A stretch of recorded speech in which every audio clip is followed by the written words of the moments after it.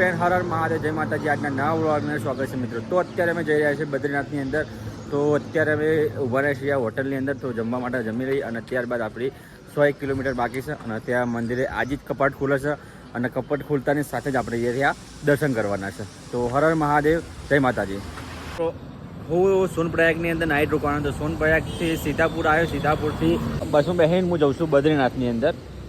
કેમ કે અનિલભાઈ જશે ઘરે, કારણ કે એમના ઘરે મેરેજ હોવાના કારણે. તો મારા 4 ધામની યાત્રા હતી. તો 4 ધામની યાત્રા હું મતલબ પૂરી કરીને ત્યારબાદ જ ઘરે જવાનો હતો. તો આજે મારા બદ્રીનાથનું 4 ધામનું આજે પતી જશે. તો સોનપ્રયાગના જોડે સીતાપુર ગામ આવ્યું છે, જે 2 કિલોમીટરની આસપાસ છે. ત્યાંથી બસોને બધું જતું હોય છે. તો ત્યાંથી લગભગ 200 ઉપર થાય છે બદ્રીનાથ. તો બદ્રીનાથનું વધારે મારું ભાડું 600 રૂપિયા એમને ત્યાંનું લીધું છે અને અમે જઈએ છીએ લગભગ 100 કિલોમીટર બાકી છે હવે.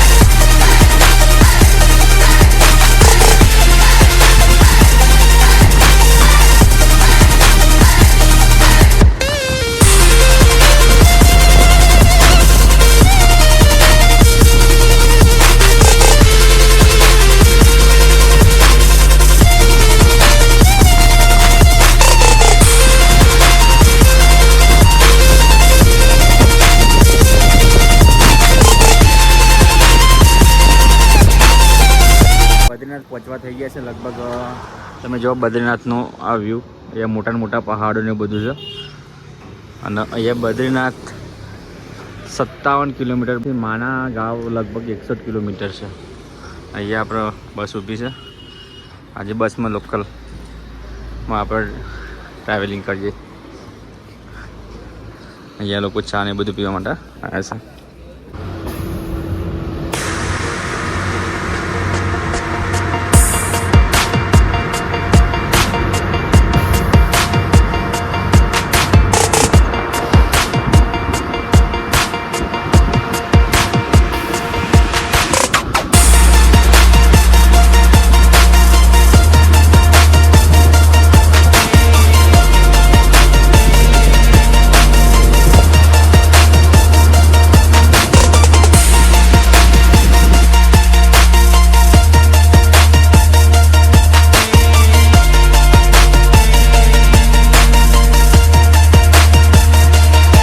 અત્યારે બદ્રીનાથ પહોંચી ગયા છે અને તમે જોઈ શકો સામાન બધું આપણા બેગો ભરાયેલી છે અને દર્શન કરવા માટે જઈએ છીએ. અને તમને અહીંયાનું વાતાવરણ બી બતાવી દઉં. સરસ મજાનું ઠંડુ અને એકદમ ચીલ વાતાવરણ છે.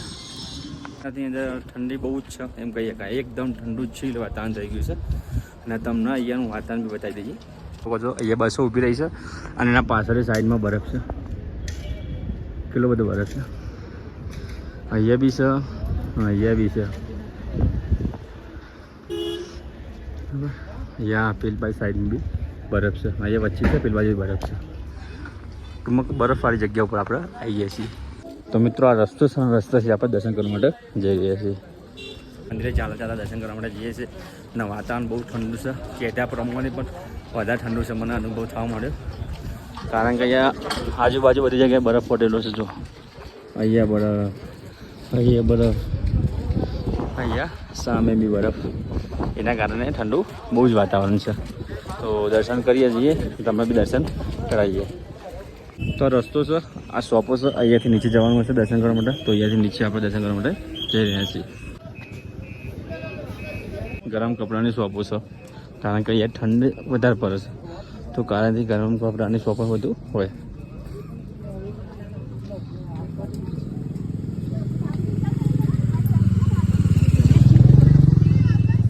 તો અહીંયાથી દર્શન કરવા માટે જઈએ છીએ આપણે અને આઈ થિંક લગભગ લાઈન છે એવું ખબરવામાં આવ્યું છે. તો જોઈએ લાઈન છે કે નહીં. અચ્છા જ લાઈન ના હોય તો બંધ જ નહીં. જે સામે દેખાય મંદિર છે બદ્રીનાથ, બદ્રી વિશાલ ભગવાનનું.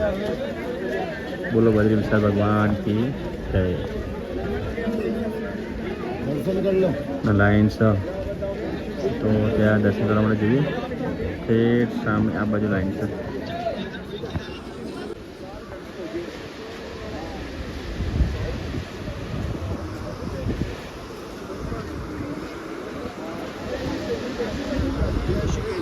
તો અહીંયા નીચે નદી છે, નદીનું પાણી જોરદાર જાય છે અને સામે છે મંદિર. અને અહીંયાથી આપણે ચાલતા ચાલતા દર્શન કરવા માટે અત્યારે જઈ રહ્યા છીએ. અત્યારે આપણે ઉભા થઈ ગયા દર્શન કરવા માટે. મંદિરના જોડે જ પહોંચવા થયા છે તો દર્શન સરસ મજાના કરી લઈએ.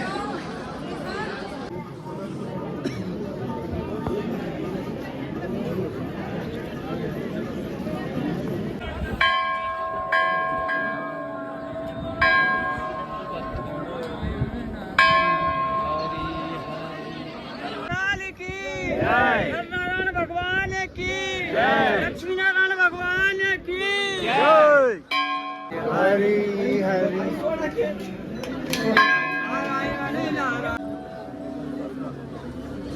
हाँ भाई और कोई गेट वेट यही यार भाई इधर को कर दिया हमने केदारनाथ हाँ टोकन में ना 8 बजे टोकन दिया था. તો સામે જે મંદિર દેખાય બદ્રી વિશાલ ભગવાનજીનું મંદિર છે બદ્રીનાથમાં આવેલું. તો આપણે સરસ મજાના દર્શન કરી લીધા છે અને દર્શન કરીને અહીંયાથી બહારથી ફોટાને એવું પાડી લઈએ. બોલો બદ્રી વિશાલ ભગવાન કી જય.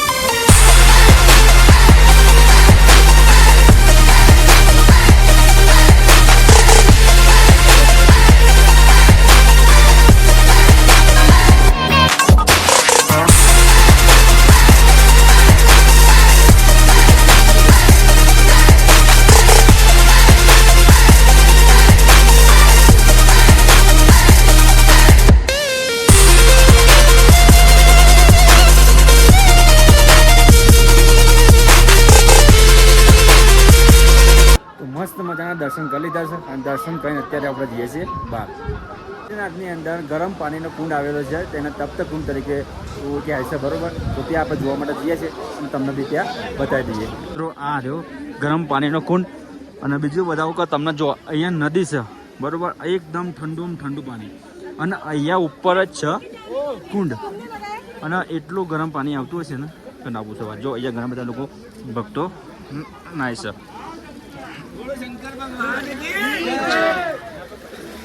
તો આના તપ્ત કુંડ કહેવાય છે. તો બધા લોકો તપ્ત કુંડની અંદર બધા સ્નાન કરી રહ્યા છે. આ બાજુ સ્નાન કરે છે અને બીજા લોકો અહીંયા સ્નાન કરે છે.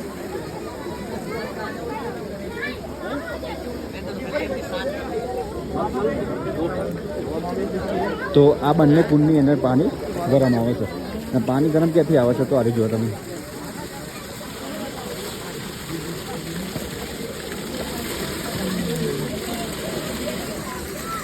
તો અહીંયાથી પાણી ગરમ આવે. તમે જુઓ અહીંયા બી એક કુંડ છે અને અહીંયા બી પાણી ગરમ જ છે અને અહીંયા બી લોકો સ્નાન કરી રહ્યા છે.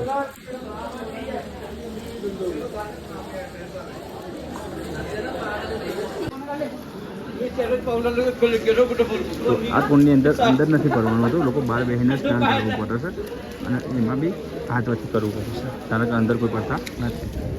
પાણી કોઈ પણ ખરાબ ના થાય કોઈ પણ વસ્તુ હોય. આજના 6:30 થયા 6:15નો નજારો તમે જુઓ. અહીંયાનો કેવો એકદમ ઠંડો ચીલ છે. જો અહીંયા ટોટલ જગ્યાએ બરફ, અહીંયા બરફ, અહીંયા બી બરફ, આ સામે બી બરફ છે. તો એના કારણે એકદમ ચીલ ઠંડુ વાતાવરણ થઈ ગયું છે. તો બદ્રીનારાયણ ભગવાનનું મંદિર આજે 4 તારીખથી 4 તારીખના દિવસે જ કપાટ ખુલે છે અને એ દિવસે આપણે દર્શન કરી લીધા હતા. તો સારું કહેવાય આપણા માટે. અત્યારે હું બદ્રીનાથની અંદર ફર્યો બરાબર 2-3 કલાકની અંદર મને એ ખબર પડી કે બદ્રીનાથની અંદર તમારે રહેવા માટેની સગવડ સારા એવા ઓછા પૈસે થઈ શકે છે કારણ કે બદ્રીનાથની અંદર ખાસા બધા ધર્મશાળાઓ છે જેના કારણે તમારે વધારે પૈસા આપવા પડતા નથી. એ મને સારું એવું લાગ્યું અને ઘણી બધી જગ્યાએ ધર્મશાળાઓ અહીંયા છે. તો બદ્રીનાથની અંદર એટલું બધું ઠંડુ વાતાવરણ છે અને કદાચ આવું ઠંડુ વાતાવરણ આપણે ત્યાં જોઈશે ને કદાચ કોઈ વ્યક્તિ તો કે અહીંયા આટલી ગરમી પડે છે અને આ ભાઈ કેટલા ઠંડા વાતાવરણમાં ગયો તો કોઈને તો મનમાં નહીં આવે. તો ના મનમાં આવે ને તેના માટે તમારે અહીંયા આવવું પડશે અને તમારે જોવું પડશે ખરેખરમાં ઠંડી પડે છે નહીં પડતી. અત્યારે બદ્રીનાથની અંદર છીએ અને જમવા માટે બેસી ગયા તો સરસ મજાનું જો ઘર જેવું મતલબ કે ખાસા દિવસ પછી ઘર જેવું મને જમવાનું મળશે જે આજે અમારી સેવા કરી રહ્યા છે. જે પ્રકાશભાઈના ખાસ ઓળખીતા છે અને રિલેટિવના કારણે અમારી બધી સેવા થાય છે. તો કોઈ પણ આવું હોય તો આ આશ્રમનું તમને એડ્રેસ બતાવું છું, ત્યાં તમે અવશ્ય રોકાઈ શકો છો. તો મિત્રો અત્યારે અમે છે બદ્રીનાથની અંદર અને જે જગ્યાએ આ આશ્રમની અંદર અમે રોકાયેલા છે એ આશ્રમ બતાવું. કોઈ પણ વ્યક્તિ રોકાવું હોય તો તમે આ જગ્યાએ રોકાઈ શકો છો જેનું નામ છે જગાદ્રી આશ્રમ અને બહુ સરસ મજાની સગવડ છે. અહીંયા ભંડારો બી ચાલતો હોય છે અને રૂમ બી તમને બતાવી દઉં. જો આ રીતના આશ્રમ છે. અહીંયાથી આપણે અંદર જઈએ છીએ તમને બતાવી દઈએ. તો મિત્રો અહીંયા કાઉન્ટરે અને આવડ્યું એમનું રૂમ ને બધું છે અને એના નીચે એમના જમવા માટેનું ભંડારો જે કેપ્ટ હોય એ બી ચાલે છે. તો રૂમ છે જુઓ તમે અહીંયા સરસ મજાનું રૂમ. અહીંયા આ રીતે રૂમ હોય છે. પછી તમારા રીતના ચેર, વોશરૂમ માટે, ફ્રેશ થવા માટે બધું. તો કોઈ પણ વ્યક્તિને બદ્રીનાથની અંદર આવે છે તો આજે આશ્રમ કીધો જગાદ્રી આશ્રમ ત્યાં અવશ્ય મુલાકાત કરીને તમે રોકાઈ શકો છો. તો મિત્રો આજના બ્લોગના આપણે એ જ પૂર્ણ કરીએ છીએ. મળીએ નેક્સ્ટ વખત સાથે. હર હર મહાદેવ. જય માતાજી.